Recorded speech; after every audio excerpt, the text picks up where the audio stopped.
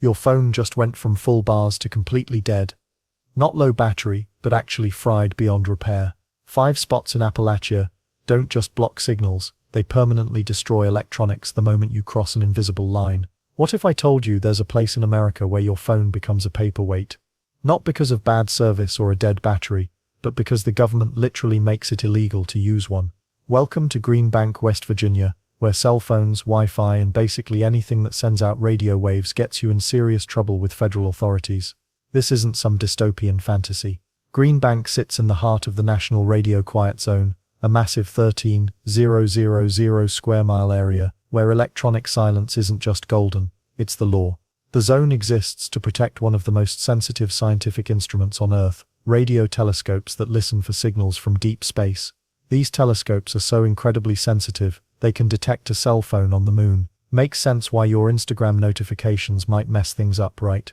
The restrictions here go way beyond just turning off your phone. Microwaves, banned within a certain radius, wireless car keys, nope. Even digital cameras that emit tiny radio frequencies get confiscated by enforcement officers who patrol the area like tech-hunting bounty hunters. These officers drive around with specialized equipment, tracking down rogue signals like some kind of electronic detective story. But here's where it gets interesting. Despite all these strict rules and federal enforcement, over 175 Wi-Fi hotspots have somehow popped up in the area in recent years. People are resourceful, and they're finding creative ways around the restrictions. Some residents drive to the edge of the quiet zone just to check their email. Others have learned to live completely offline, relying on landlines and face-to-face conversations like it's 1985 all over again. The government takes this radio silence seriously because the Green Bank Observatory houses the world's most advanced radio astronomy equipment. Scientists from around the globe come here to study everything from distant galaxies to potential alien communications.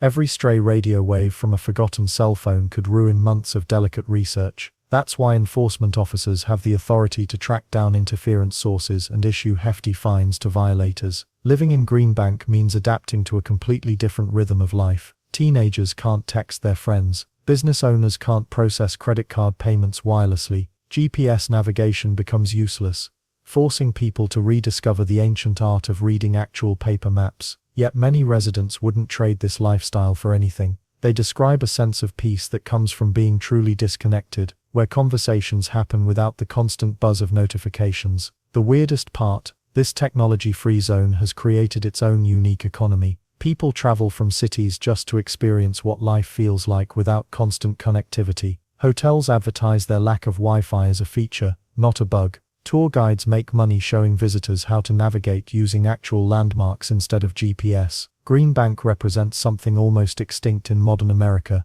genuine silence. But this quiet zone is just the beginning of America's hidden dead spots. The rabbit hole goes much deeper when you venture into Pocahontas County, where the restrictions become even more extreme, and the silence more complete. Green Bank isn't just quiet by accident. The entire area sits in what scientists call the National Radio Quiet Zone, and within that massive protected space lies America's most extreme dead zone. We're talking about a perfect 20-mile radius around the observatory, where your phone becomes nothing more than an expensive paperweight. Zero cell signal, none. Not even 1 bar if you hold it up to the sky and pray. But here's where it gets really wild. They don't just ban cell phones, wireless networks, gone. Bluetooth headphones, forget about it. Even digital cameras get the boot because their tiny electronic circuits can mess with the telescopes. The regulations here make airport security look relaxed. And why all this fuss? Because sitting right in the middle of this electronic wasteland is the Green Bank Telescope, the world's largest fully steerable radio telescope. This thing is absolutely massive. Picture a football field, then make it taller than the Statue of Liberty, and you're getting close. When this beast turns to listen to distant galaxies, it needs complete silence from our chattering electronic world. The weird part is how locals have adapted to living like it's 1995. Families still use landlines. Kids grow up without smartphones buzzing in their pockets. People actually knock on doors instead of texting, "I'm here." Some folks drive 20 miles just to make a phone call or check their email. Then there's the science angle that makes this place truly special. Astronomers from around the globe flock here because nowhere else on Earth offers this level of radio silence. They're hunting for signals from pulsars, studying the birth of stars, and yes, even searching for signs of alien life. Every electronic device you flip on creates radio waves that could drown out a signal from another civilization. Makes you think twice about that midnight Instagram scroll, right? But living here isn't just about giving up convenience. Residents develop this almost supernatural awareness of their surroundings. Without constant digital distractions, people notice things the way morning light hits the mountains, how quiet snow actually sounds when it falls, the fact that conversations happen differently when nobody's half listening to a buzzing phone. The government takes this radio silence seriously too. Drive around with illegal electronics, and you might get a visit from federal agents who track down interference like electronic bloodhounds. They've got equipment that can pinpoint a rogue Wi-Fi router from miles away. Some people call it primitive, others call it paradise.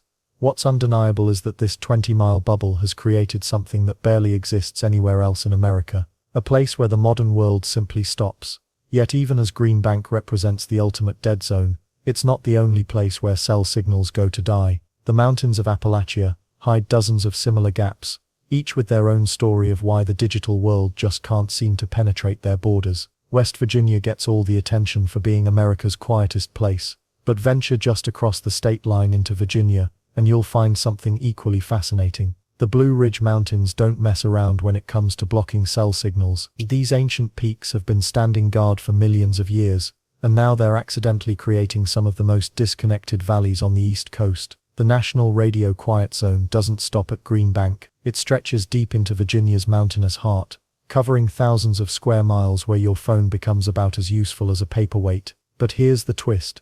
It's not just government regulations doing the heavy lifting anymore. Mother Nature herself decided to join the party. Picture trying to get a signal when you're surrounded by ridges that tower over 4,000 feet high. Radio waves travel in straight lines and mountains. Well, they're basically giant stone walls that laugh at your desperate attempts to send a text. The Blue Ridge creates natural barriers that would make any cell tower engineer throw their hands up in frustration. Then there's the reality check that hits visitors hard. Small towns like Sugar Grove and Doe Hill have residents who've adapted to life where "Can you hear me now" isn't a catchy slogan, it's a genuine daily concern. Some folks still keep landlines, not out of nostalgia, but because they actually work when everything else fails. The emergency situation gets serious fast. Hikers heading into Shenandoah's backcountry often discover their phones show 0 bars within miles of the trailhead. Park rangers regularly deal with situations where people can't call for help, even when they're not that far from civilization. Makes you wonder how we survived before smartphones, right? Local businesses have had to get creative. Gas stations post signs warning travelers about dead zones ahead. Some restaurants advertise their landline numbers on billboards because folks can't Google directions once they're in the valleys. It's like stepping back in time, except the time machine is made of granite and limestone. But here's where it gets interesting. Not everyone minds the disconnect. Some residents actually moved to these areas specifically because they wanted to escape the constant buzz of modern communication. They've found peace in valleys where notifications can't reach them, and where dinner conversations happen without phones buzzing on the table. The geography doesn't discriminate either. Rich folks with expensive phones get the same treatment as everyone else when they roll through these mountains. Your iPhone's 5 bars mean nothing when you're facing down a 3,000-foot ridge that's been blocking signals since before Alexander Graham Bell was even born. Weather makes everything worse. Fog rolls through these valleys like nature's own signal jammer, and winter storms can knock out the few cell towers that do exist for weeks at a time. Yet Virginia's dead zones aren't just accidents of geography and regulation. They're glimpses into how terrain shapes our connected world, and what happens when mountains decide they've had enough of our wireless chatter. Speaking of places where nature calls the shots, New Hampshire's White Mountains take this whole disconnection thing to an entirely different level. The White Mountains of New Hampshire stretch across 800,000 acres of wilderness, and cell phone companies basically threw up their hands and said, "Good luck with that." Most of the White Mountain National Forest sits in what locals call the Great Communication Void. Here's where things get interesting. You can drive for hours on scenic Route 16, watching your signal bars disappear one by one like a countdown to digital death. The mountains don't care about your Instagram stories or your urgent work emails. They're too busy being massive granite obstacles that laugh at radio waves. Hikers discover this reality pretty quickly. You start your trail feeling connected to civilization, snapping photos and maybe sending that "look where I am" text to make your friends jealous. Then you walk deeper into the forest, and boom, your phone becomes an expensive paperweight. The trees close in overhead like a green ceiling, and suddenly you're more isolated than an astronaut. About half the designated campsites in the White Mountains get some cell service. The other half, well, let's just say your emergency contact better not be expecting regular check-ins. Park rangers tell stories of confident hikers who assumed they could just call for help if things went wrong. That confidence tends to evaporate around mile 3 when they realize their phone shows nothing but no service and a battery that's draining faster than their water bottle. But here's the weird part. Many backcountry shelters were built decades ago, long before anyone worried about cell coverage. These wooden lean-tos scattered throughout the forest offer hikers a place to sleep, but they're positioned in some of the most signal-dead spots imaginable. You're more likely to get a visit from a curious bear than a text message. The Appalachian Mountain Club maintains detailed maps showing which trails have coverage and which don't. Rangers actually recommend studying these maps before heading out, because getting lost without communication in the White Mountains isn't just inconvenient, it can be dangerous. Every year, search and rescue teams deal with hikers who couldn't call for help when weather turned nasty or trails became confusing. Then there are the summit experiences. Mount Washington, famous for having some of the world's worst weather, sits high enough that you might catch a signal on clear days. But the smaller peaks, forget about it. You're surrounded by nothing but mountains in every direction, each one blocking signals like a natural fortress. The Forest Service doesn't seem particularly motivated to change this situation either. They've got bigger concerns than making sure every hiking trail has 5 bars of coverage. Emergency communication happens through ranger stations and landline phones at visitor centers, old-school backup systems that actually work when modern technology fails. What's really fascinating is how this digital isolation shapes the entire hiking experience in ways that other mountain ranges can't match. While places like the Rockies have gradually gained more coverage over the years, the White Mountains remain stubbornly disconnected. But if you think New Hampshire's mountains create communication challenges, wait until you hear about the hollows of eastern Kentucky, where geography and economics team up to create some truly impressive dead zones. From New Hampshire's mountain wilderness, we're heading south to a place where cell phone towers might as well be mythical creatures. Eastern Kentucky's rolling hills hide some of America's most stubborn dead zones, and Hitchens, Kentucky sits right in the heart of cellular darkness. Drive into Hitchens and your phone basically gives up. No dramatic farewell, no slow fade, just nothing.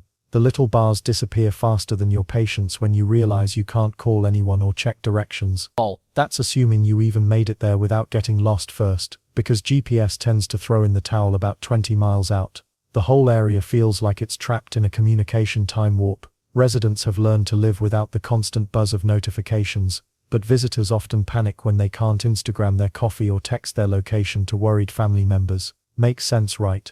We've gotten pretty attached to our digital leashes. Then there's the geography working against everyone. Kentucky's Appalachian terrain creates perfect storm conditions for cellular blackouts. Deep hollows snake between steep ridges, creating natural signal traps where radio waves go to die. Even if telecom companies wanted to blanket the area with coverage, they'd need towers on practically every hilltop to reach into those shadowy valleys. But here's where it gets interesting. Most of these communities only have 2 public Wi-Fi spots serving the entire region. 2. That's fewer internet access points than most coffee shops in Manhattan. Local businesses that depend on credit card processing have to get creative, and forget about streaming anything stronger than a gentle breeze. The economic reality behind these dead zones tells the real story. Telecom companies aren't exactly rushing to spend millions installing towers for a handful of customers scattered across rugged terrain.